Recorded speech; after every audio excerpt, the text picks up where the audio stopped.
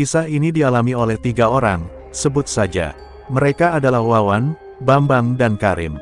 Mereka hidup di sebuah desa terpencil yang terletak di lereng Gunung Anjas Moro yang berada di Kap Jombang dan masih terbilang satu pegunungan dengan Arjuno Welirang.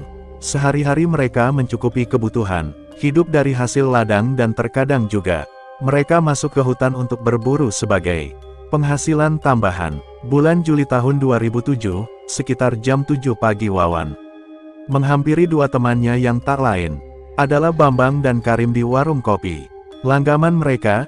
Di situ Wawan mengatakan kepada 2 temannya kalau dia sedang ada masalah keuangan dan mengajak mereka untuk berburu babi nanti, tanpa banyak pikir. Bambang dan Karim setuju, karena memang mereka bertiga ini sudah sering berburu bareng. Di warung mereka membahas rencana perburuan itu dan menentukan tempat. Setelah cukup lama membahas itu, akhirnya mereka memutuskan untuk berburu di hutan X yang tidak terlalu jauh dari tempat tinggalnya. Karena di situ hutannya tidak terlalu rimbun, yang terdapat aliran air. Kenapa demikian? Karena kalau musim kemarau gini biasanya hewan-hewan seperti babi datang ke aliran air untuk minum dan berendam. Setelah rencana udah matang dan kopi juga udah habis, mereka segera kembali pulang dan sekitar jam 10 pagi, Bambang dan Karim datang ke rumah Wawan dengan segala persiapannya. Di rumah, Wawan mempersiapkan alat untuk berburu, mulai dari mengecek kesiapan senapan, mengasah parang, memeriksa koneksi HT dan menyiapkan beberapa tali. Tidak lupa juga mereka membawa bekal makanan untuk jaga-jaga kalau harus menginap di hutan. Ketika mereka sedang sibuk mempersiapkan semua itu, terlihat orang tua Wawan pulang dari ladang dan bertanya pada mereka, "Mau berburu ya?" "Iya Pak, semoga dapat dan bisa buat nyambung hidup," jawab Wawan. "Rencana mau berburu kemana?" "Di alas itu Pak, yang katanya banyak babinya." "Ya udah Sing, hati-hati." Mereka sudah cukup akrab dengan bapaknya Wawan. Di situ mereka ngobrol banyak dan beliau menjelaskan sedikit tentang hutan yang akan mereka datangi itu. Kalau hutan itu jarang dijamah oleh manusia, jadi harus hati-hati. Bagi mereka semua hutan itu sama, karena ini tidak pertama kalinya mereka berburu di dalam hutan, bahkan sampai berhari-hari baru pulang, dan itu sudah biasa dilakukan oleh pemburu. Setelah peralatan sudah dirasa siap, mereka berpamitan dengan bapaknya Wawan dan segera mengendarai 2 motor butut milik Karim dan Bambang. 1 motor dinaiki Karim dan Wawan dan 1 lagi dinaiki Bambang sendiri. Setelah menempuh kurang lebih 3 km perjalanan, sampailah mereka di pintu hutan. Di situ mereka menaruh motornya di sela-sela semak yang sangat rimbun. Nah, kenapa mereka menaruh motor di semak? Karena itu sudah jadi kebiasaan mereka. Bahkan mungkin kebiasaan pemburu lain. Setelah motor sudah dirasa aman, mereka berjalan masuk ke dalam hutan. Di dalam hutan itu hari sudah menjelang sore. Mereka membuat bivak untuk camp dan mengumpulkan kayu kering untuk dibakar. Setelah semua sudah siap, mereka duduk dan makan makanan yang dibawa dari rumah tadi sambil membahas rencana selanjutnya dalam misi pemburuan ini.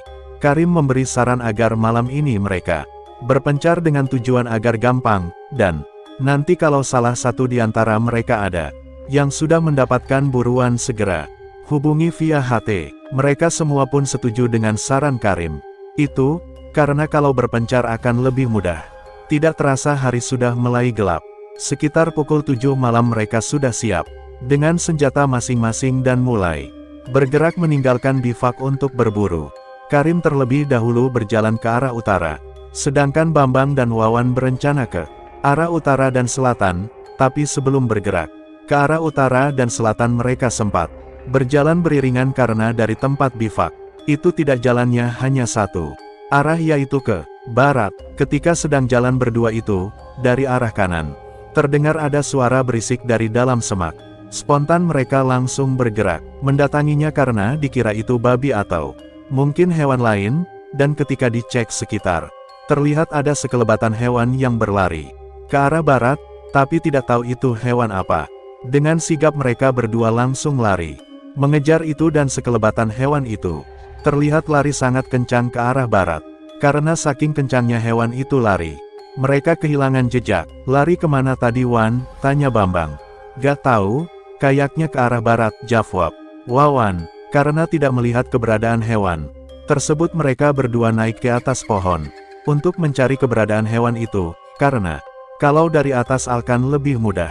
Dari atas pohon mereka menyoroti area sekitar dengan senter. Nah, ketika Wawan ini menyorotkan senter ke arah selatan, di bawah lembah terlihat seperti ada seekor hewan yang sedang makan, tapi gak tahu hewan apa. Jaraknya kira-kira 150 meter di dasar lembah. Karena tidak begitu jelas, Wawan menggunakan teleskop senapan untuk melihatnya lebih dekat, sambil menyorotkan senter searah dengan teleskop. Pas dilihat ternyata itu bukan kijang melainkan sosok pria tua dengan pakaian serba putih, yang sedang berdiri membelakangi Wawan. Melihat itu sontak Wawan kaget. Kenapa Wan? Tanya Barembang. Nih coba lihat arah sana, jawab Wawan, sambil memberikan senapan angin dan mengarahkannya ke sosok pria yang tadi dilihatnya. Bambang meraih senapan itu dan melihatnya melalui teleskop. Wah, ini kalau ketangkep hidup-hidup pasti mahal Wan, ucap Bambang sambil terus memperhatikan itu melalui teleskop. Mendengar ucapan Bambang itu, Wawan bingung. Dalam hati dia bilang, loh, emangnya apa yang dilihat Bambang? Udah ayo kita tangkap, kalau bisa hidup. Hidup, ajak Bambang dengan senang. Asteris bentar Embang, emangnya apa yang kamu lihat? Tanya Wawan. Kijang Wan, itu mahal kalau dijual, jelas. Wawan meminta senapannya dan melihatnya lagi, dan ternyata benar, sosok pria tua tadi tidak adanya, yaitu seekor kijang yang berwarna kuning kecoklatan. Melihat keanehan ini Wawan bingung, padahal tadi jelas-jelas yang dilihatnya itu adalah pria tua, tapi sekarang tiba-tiba jadi seekor kijang. Wawan yang juga seharusnya senang kali ini tidak, malahan dia merasa ada yang janggal. Belum sampai Wawan memberitahu tentang sosok pria tua itu, Bambang lekas turun dari pohon. Ah, kelamaan kamu Wan, ya udah kamu pantau dari sini, entar arahin aku ke kijang itu, ucap Bambang sambil berusaha turun dari atas pohon. Sementara Bambang turun ke dasar lembah, Wawan terus memperhatikan seekor kijang tersebut yang terlihat sedang memakan tumbuhan. Tidak lama kemudian terdengar panggilan HT dari Karim yang memberitahukan kalau dia mendapatkan seekor babi hutan. Sambil terus memperhatikan kijang itu, Wawan meminta pada Karim agar menunggunya di bivak dulu, dan Wawan juga memberitahukan kalau saat ini Wawan dan Bambang sedang memburu seekor kijang. Bambang yang masih berusaha menuruni lembah bertanya pada Wawan melalui HT tentang keberadaan kijang tersebut, dan Wawan pun memberi arah agar lurus aja, kira-kira 50 meter lagi. Sesampainya Bambang di dekat kijang itu, dia bertanya lagi, Wan, masih jauh gak? Aku belum ngeliat. Maju lagi Embang agak serong kanan. Udah deket itu, jelas Wawan. Bambang pun berjalan mengikuti arah yang diberikan Wawan, tapi tetap saja dia tidak melihat keberadaan kijang tersebut. Bahkan sampai posisinya ini persis di dekat kijang itu, Bambang bilang tidak melihatnya. Setelah cukup lama memberitahu Bambang, dan tidak juga tahu, akhirnya kesabaran Wawan ini habis. Dia meminta Bambang untuk diam di tempat, dan Wawan berencana turun menyusul Bambang ke dasar lembah. Setelah sampai di dasar lembah, Wawan menghubungi Bambang melalui HT untuk menanyakan titik keberadaannya, tapi seketika itu koneksi HT Wawan dan Bambang ini terputus hingga dia tidak bisa berkomunikasi dengan Bambang. Karim yang sudah tiba di bivak dengan membawa satu ekor babi mendengar dari HT kalau Wawan sedang ada masalah. Dia bertanya ke Wafwan, Wan, ada, aku udah sampai di bivak, apa ada masalah? Iya Rim, aku kehilangan frekuensi dengan Bambang, sekarang posisi di dasar lembah. Karim yang juga kehilangan frekuensi dengan Bambang langsung mengikat hasil buruannya itu di dekat bivak, kemudian dia menyusul Wawan dan Bambang. Karena tidak tahu keberadaan Bambang, Wawan yang waktu itu berada di dasar lembah segera kembali lagi ke atas. Sesampainya di atas, dia bertemu dengan Karim. Gimana? Udah ketemu sama Bambang? Tanya Karim. Belum, tadi kita lihat ada kijang terus Bambang turun ke sana buat nangkep, jawab Wawan sambil menunjuk ke dasar lembah. Paling dia lagi ngejar sama kijang itu. Makanya gak bisa dihubungi, ucap Karim. Ya udahlah, semoga Bambang bisa dapat itu. Kijang, lumayan kan, jawab Wawan. Tidak ada rasa khawatir sama sekali terhadap Bambang, karena dalam hal berburu itu sudah biasa bagi mereka. Karena mengiranya Bambang sedang menangkap kijang itu, Wawan dan Karim berjalan kembali ke bivak untuk menunggu Bambang dan berharap semoga Bambang datang dengan membawa kijang tersebut. Babi hutan yang didapatkan Karim ini cukup besar dan bisa dijual. Sambil menunggu Bambang, mereka menghabiskan beberapa barang rokok di dekat bara api bekas api unggun yang mereka buat tadi, tapi sudah hampir 1 jam menunggu. Bambang tidak juga terlihat dan HT juga tidak terkoneksi. Karena takut babi hutan yang ditangkap Karim ini keburu mati, mereka memutuskan untuk pulang terlebih dahulu. Urusan Bambang nanti dia juga bisa pulang sendiri. Lagi pula dia juga membawa motor sendiri. Bukannya tidak setia kawan, tapi hal seperti ini sudah biasa mereka lakukan dalam hal pemburuan. Bagi mereka hutan adalah rumah kedua. Mereka pun berjalan keluar dari hutan, meninggalkan motor Bambang di situ untuk kembali pulang. Sesampai di rumah mereka langsung menjual hasil buruannya itu dan kembali ke rumah masing-masing. 2 hari kemudian bapaknya Bambang datang ke rumah dan menanyakan keberadaan anaknya yang belum pulang sejak 2 hari yang lalu. Sebut saja bapaknya Bambang adalah Pak Jono. Mendengar perkataan Pak Jono itu, Wawan kaget karena sebelumnya dia mengira kalau Bambang sudah pulang, tapi menurut Pak Jono belum. Kemudian Pak Jono minta tolong pada Wawan untuk menyusul Bambang. Tanpa keberatan Wawan pun bersedia. Dia mendatangi Karim ke rumahnya dan memberitahukan kalau Bambang belum pulang sejak pemburuan itu. Pagi itu Wawan dan Karim pergi ke hutan untuk mencari Bambang, sekalian membawa peralatan berburu, siapa tahu dapat buruan lagi. Sesampainya di tempat yang waktu itu dia menaruh motor, terlihat motornya Bambang ini masih di tempat yang sama. Sepertinya dia memang belum pulang sejak 2 hari yang lalu. Mereka berdua menaruh motornya di tempat yang sama dan langsung masuk ke dalam hutan. Sesampainya di bekas bivak yang kemarin mereka dirikan, mereka berunding dan memutuskan untuk berpencar lagi. Setelah HT sudah terkoneksi, Karim berjalan ke arah utara dan Wawan ke arah barat.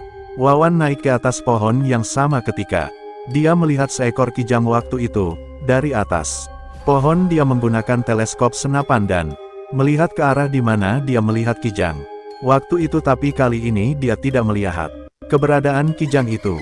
Teleskop dia arahkan ke berbagai penjuru arah, tapi dia tidak melihat keberadaan Bambang.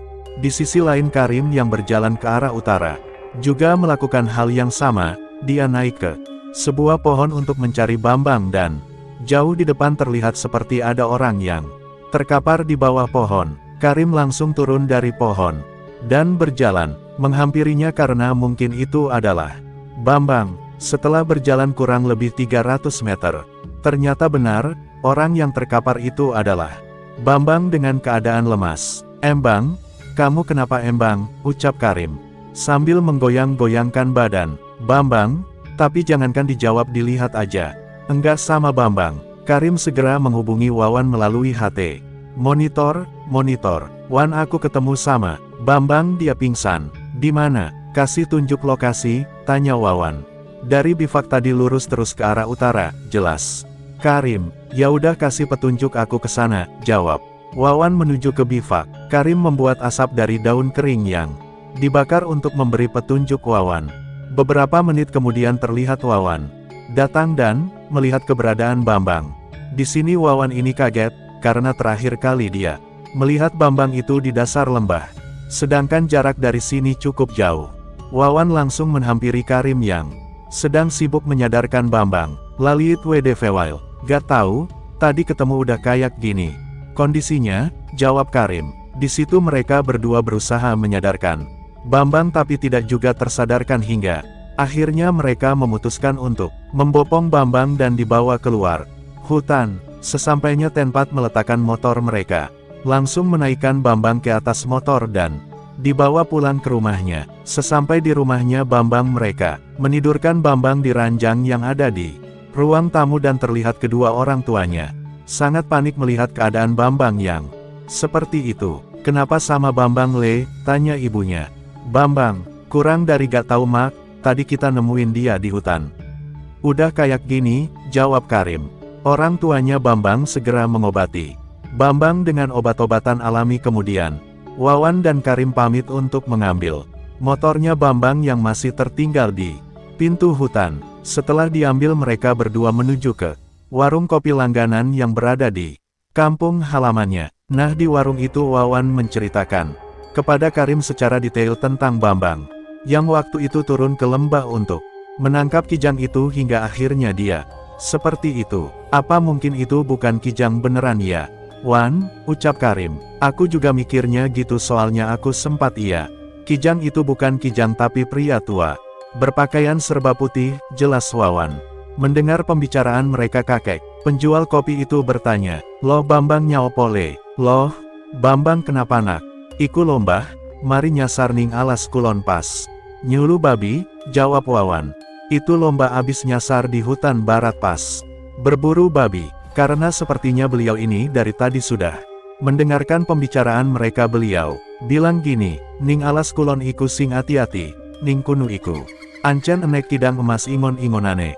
Penunggu kunu, dadi nek petuk ojo di apakno, di hutan itu yang hati-hati, di situ memang ada kijang emas peliharaan penunggu situ, kejadi kalau ketemu jangan diapa-apain."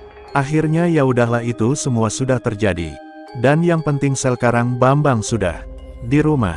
Setelah kopi sudah habis mereka bergerak menuju ke rumahnya Bambang untuk melihat keadaannya sekalian mengembalikan motornya. Sesampai di rumahnya Bambang terlihat Bambang ini sudah sadar tapi badannya masih lemas karena mungkin selama berada di hutan itu dia tidak makan sama sekali. Mereka duduk di ruang tamu bersama Bambang dan kedua orang tuanya. Lalu Bambang menceritakan pada mereka tentang kenapa dia 2 hari tidak bisa pulang. Menurut Bambang, pas dia sedang menunggu Wawan yang katanya akan menyusul ke dasar lembah Diain, tiba-tiba melihat keberadaan kijang itu sedang makan. Karena hasrat ingin segera menangkap dia, segera memompa senapan anginnya dan akan menembak kaki kijang itu, tapi tembakannya itu meleset dan kijang itu lari. Dengan cekatan Bambang langsung lari mengejarnya dan kijang itu larinya sangat cepat hingga akhirnya Bambang kehilangan jejak. Karena sudah tidak menemukan keberadaan kijang itu, Bambang berinisiatif untuk kembali ke tempatnya tadi untuk menunggu Wawan. Tapi setelah cukup jauh berjalan ke tempat tersebut dia tidak kunjung sampai, malahan jalan yang dilewatinya ini mengarahkannya ke dalam hutan yang sangat lebat, dan hutan itu belum pernah dia jamah sebelumnya. Karena bingung dan tidak tahu harus kemana, dia berinisiatif untuk berjalan balik, tapi jalannya ini hanya berputar-putar di sekitar situ saja. Dia mengambil HT untuk menghubungi Wawan tapi frekuensi ke Wawan terputus. Begitupun dengan Karim. Di sini dia bingung harus kemana. Di sisi lain, hutan ini sangat gelap dan rimbun, tidak ada pencahayaan sama sekali selain dari senter yang dia pegang. Akhirnya dia memutuskan untuk menunggu pagi agar dia bisa melihat jalan dengan mudah. Dia membuat bivak darurat dengan beberapa ranting pohon yang dikumpulkan untuk dibuat tidur. Keesokan harinya dia bangun dan kondisi hutannya ini masih sama seperti semalam. Rimbun, redup, tidak ada tanda-tanda kehidupan sama sekali. Dia meninggalkan bivak dan berjalan menerabas ke arah atas bukit. Nah ketika sedang berjalan dia ini melihat lagi ada seekor kijang yang sedang makan tumbuhan. Sepertinya ini adalah kijang yang semalam gagal ditangkap. Bambang kembali memburu kijang itu tapi meleset lagi dan kijang itu berlari ke atas, dan lagi-lagi larinya Bambang ini kalah cepat dengan kijang itu dan dia kehilangan jejak. Wajar sih karena kondisi jalannya itu cukup menanjak. Karena memang kehilangan jejak, akhirnya ya udahlah dia terus berjalan ke atas hingga menjumpai area datar. Sesampai di sini dia lebih bingung lagi karena tidak tahu harus kemana.